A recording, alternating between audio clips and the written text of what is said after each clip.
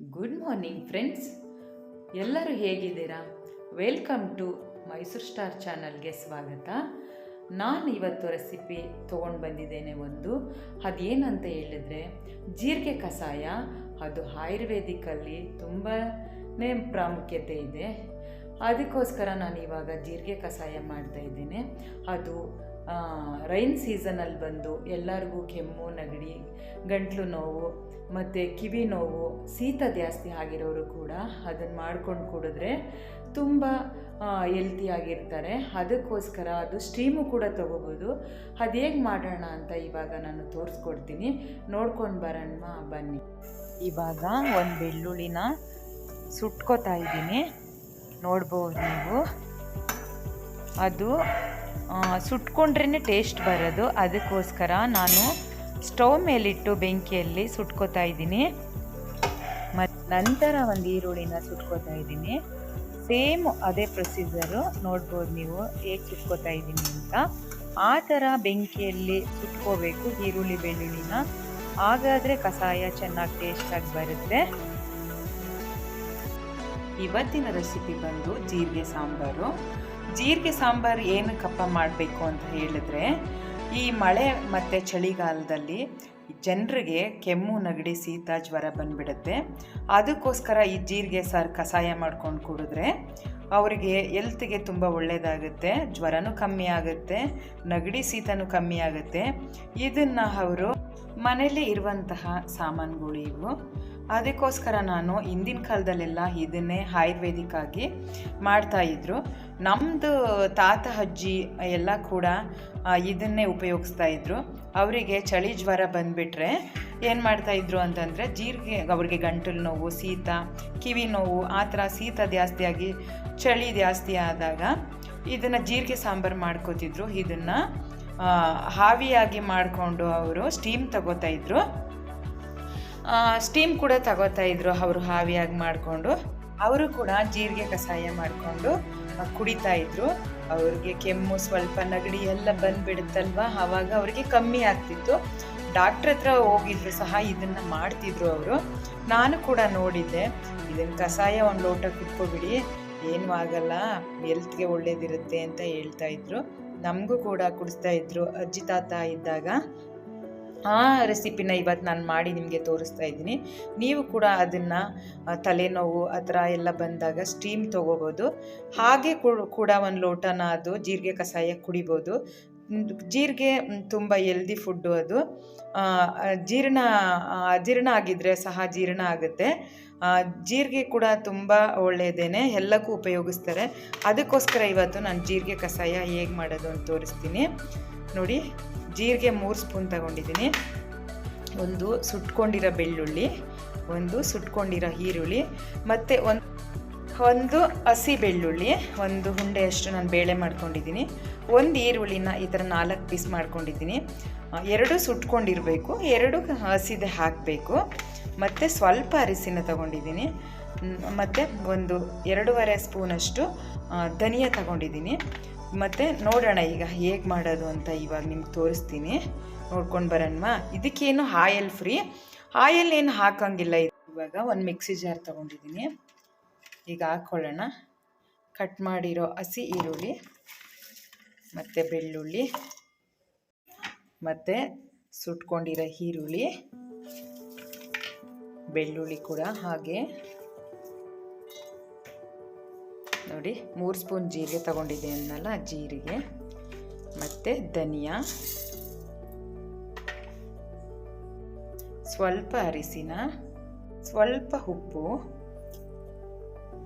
ಈಗ ಹಾಕ್ಕೊಂಡು ಮಿಕ್ಸಿಯಲ್ಲಿ ರುಬ್ಕೊಳ್ಳೋಣ.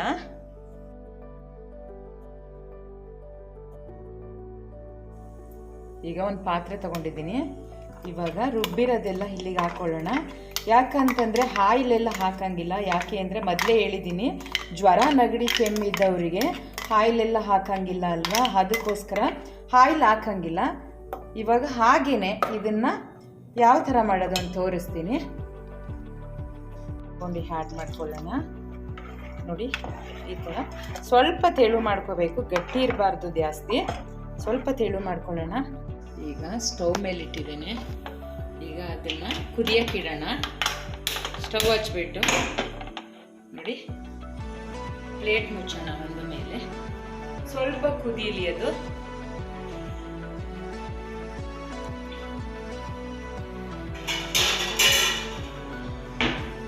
ಸ್ವಲ್ಪ ಚೆನ್ನಾಗಿ ಕುದಿಬೇಕು ಅದು ಜೀರಿಗೆ ಮತ್ತು ಧನಿಯಾ ಫ್ಲೇವರ್ ಬರಬೇಕು, ಅಲ್ಲಿ ತನಕ ಕುದಿಲಿ ಅದು. ಇವಾಗ ಪ್ಲೇಟ್ ಮುಚ್ಚೋಣ. ನೋಡ್ಬೋದು ಗೈಸ್ ಎಷ್ಟು ಚೆನ್ನಾಗಿ ಕುದೀತಾ ಇದೆ ಅಂತ. ನೋಡಿ ಇಲ್ಲಿ ತುಂಬಾ ಚೆನ್ನಾಗಿ ಕುದೀತಾ ಇದೆ. ಸ್ಮೆಲ್ಲು ಕೂಡ ಹಾಗೆ ಇದೆ, ಜೀರಿಗೆದು ಸ್ಮೆಲ್ಲು ಮತ್ತು ಈರುಳ್ಳಿ ಬೆಳ್ಳುಳ್ಳಿದು ಸ್ಮೆಲ್ಲೆಲ್ಲ ಹಾಗೆ ಇದೆ. ಆಹಾ, ಇದನ್ನು ಕುಡಿದ್ಬಿಟ್ರೆ ಗಂಟ್ಲು ನೋವು ಬಂದಿರೋದು ಮತ್ತು ಶೀತ ನೆಗಡಿ ಕೆಮ್ಮಾಗಿರೋದೆಲ್ಲ ಓಡ್ಬಿಡುತ್ತೆ. ನೋಡಿ ಎಷ್ಟು ಚೆನ್ನಾಗಿ ಬಂದಿದೆ. ಈ ಥರ ಬರಬೇಕು. ಇದನ್ನು ಬಿಸಿ ಬಿಸಿಯಾಗಿ ಒಂದು ಲೋಟ ಕುಡ್ಕೊಬಿಡಬೇಕು. ಆಯುರ್ವೇದಿಕ್ಕು ಹಿಂದಿನ ಕಾಲದಲ್ಲೆಲ್ಲ ಹಳ್ಳಿಗಳಲ್ಲಿ ಇದನ್ನೇ ಮಾಡ್ತಾ ಇತ್ತು. ಇವಾಗಲೂ ಕೂಡ ಹಳ್ಳಿಗಳಲ್ಲಿ ಈ ಥರ ಜೀರಿಗೆ ಕಷಾಯ ಮಾಡ್ಕೊಂಡು ಕುಡಿತಾರೆ ಅವರಿಗೆ ಹುಷಾರು ತಪ್ಪಿದಾಗೆಲ್ಲ. ನೋಡಿ ಗೈಸ್ ಎಷ್ಟು ಚೆನ್ನಾಗಿದೆ ಅಂತ. ಈಗ ಸ್ಟೀಮ್ ತಗೊಳ್ಳೋಣ ಹೇಗಿದೆ ಅಂತ. ಒಂದು ಲೋಟ ಕುಡಿಯೋಣ. ಇವಾಗ ಲೋಟಕ್ಕೆ ಸರ್ವ್ ಮಾಡ್ಕೊಳ್ಳೋಣ. ನೋಡಿ ಈ ಥರ ಮಾಡ್ಕೋಬೇಕು. ಕುಡಿದ್ರೂ ಟೇಸ್ಟು ಕೂಡ ಆಗಿರುತ್ತೆ, ಹೆಲ್ದಿಯಾಗೂ ಇರುತ್ತೆ. ನೋಡಿ ಈ ಥರ ಬಿಸಿ ಬಿಸಿನೇ ಸ್ವಲ್ಪ ಕುಡಿಬೇಕು. ಈಗ ಅದನ್ನು ಸ್ಟೀಮ್ ನೋಡಿ ಇದು ರೆಡಿ ಆಗಿದೆ. ಇವಾಗ ನಂಗೆ ಜ್ವರ ಇದೆ ಮ್ಯಾಮ್, ನೋಡೋಣ ಕುಡಿದ್ಬಿಟ್ಟು. ಓಕೆಪ್ಪ ಕುಡಿ. ನೋಡಿ ಮೂಗೆಲ್ಲ ಹೇಗಾಗಿದೆ. ಅಮ್ಮ ಮಾಡ್ಕೊಟ್ಟಿರೋ ಮನೆ ಮದ್ದನ್ನ ಕುಡಿಯೋಣ. ನನಗೂ 2 days ಬ್ಯಾಕ್ ಅಲ್ಲಿ ಜ್ವರ ಇತ್ತು, ನೆಗಡಿ ಇತ್ತು, ಇವಾಗಲೂ ವಾಯ್ಸ್ ಕೂಡ ಹಾಗೆ ಇದೆ, ಕೆಮ್ಮು ಕೂಡ ಇದೆ. ಸೊ ಇದನ್ನ ಕುಡಿದ್ಬಿಟ್ಟು ಹೇಳ್ತೀನಿ. ನಮ್ಮ ಅಮ್ಮಂಗೆ ಹೇಳ್ತಿದ್ದೆ ನನಗೆ ಏನಾದ್ರು ಖಾರ ಬೇಕು ಅಂತ. ಖಾರ ಅಲ್ಲ ಅದು, ಲೈಕ್ ಗಂಟಲಿಗೆ. ಓಕೆಪ್ಪ. ಅದಕ್ಕೆ ಇದನ್ನ ಕುಡಿದ್ಬಿಟ್ಟು ಹೇಳ್ತೀನಿ. ಓಕೆನಾ? ಕುಡಿ ಅಮ್ಮ, ಆಯ್ತು. ಬಿಸಿ ಬಿಸಿನಾ? ಬಿಸಿ ಬಿಸಿ ಜೀರಿಗೆ ಸ್ಮೆಲ್ಲು. ಸ್ಪೈಸಿ ಎಲ್ಲ ಸ್ಪೈಸಿ ಏನು ಹಾಕೇ ಇಲ್ಲ ಅದಕ್ಕೆ. ಅಂದ್ರೆ ಲೈಕ್ ನೀವು ಪೆಪ್ಪರ್ ಹಾಕಿದ್ದೀರಾ? ಇಲ್ಲ, ಒಂದು ಸ್ವಲ್ಪನೂ ಹಾಕಿಲ್ಲ. ಖಾರ ಆದರೆ ಸ್ಟೀಮ್ ತೊಗೊಳಕ್ಕಾಗಲ್ವಲ್ಲ, ಮುಖ ಉರಿ ಬಂದ್ಬಿಡುತ್ತೆ.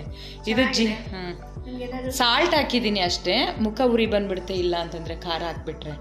ಅದಕ್ಕೋಸ್ಕರ ನಾನು ಖಾರ ಮೆಣಸಿನ್ಕಾಯಿ ಆಗಲಿ ಮೆಣಸಾಗಲಿ ಯೂಸ್ ಮಾಡಿಲ್ಲ. ಓಕೆ, ಬಟ್ ಚೆನ್ನಾಗಿದೆ. ನೀವು ಕೂಡ ಟ್ರೈ ಮಾಡಿ. ಓಕೆ, ನನಗೂ ಕೂಡ ನಾಳೆ ಶ್ರದ್ಧೆಗೆ ಎಲ್ಲ ವಾಸಿ ಆಗ್ತೀನಿ. ನನಗೂ ಎಲ್ಲ ಜ್ವರ ಅಲ್ಲ. ಆಯ್ತು. ಸಂಗಿ ಸಾಂಬಾರಲ್ಲಿ ನೋಡಿ ನಾನು ಎಂತ ಕೆಲಸ ಸ್ಟೀಮ್ ಮಾಡ್ತಾ ಇದೀಯಾ? ಸಾಂಬಾರಲ್ಲ ಕಣೆ, ಇದು ಕಷಾಯ. ಸ್ಟೀಮ್ ತಗೋತಿದ್ದಾಳೆ. ನೋಡಿ ನೋಡಿ ನೋಡಿ, ಸ್ಟೀಮ್. ಹೊಗೆ ಬರ್ತಾ ಇದೆಯಾ? ಅದಕ್ಕೆ ತಗೋ.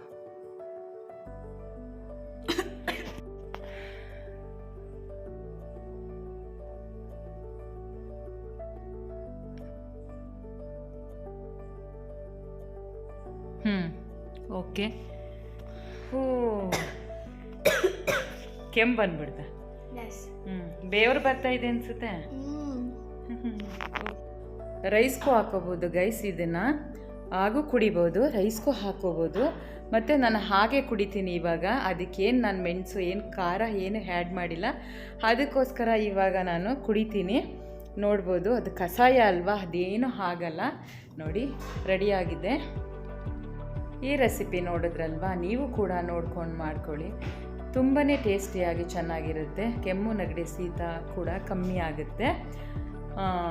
ನನ್ನ ವಿಡಿಯೋ ಇಷ್ಟ ಆದಲ್ಲಿ ಲೈಕ್ ಮಾಡಿ, ಶೇರ್ ಮಾಡಿ, ಕಮೆಂಟ್ ಮಾಡಿ, ಸಬ್ಸ್ಕ್ರೈಬ್ ಮಾಡಿ. Thank you.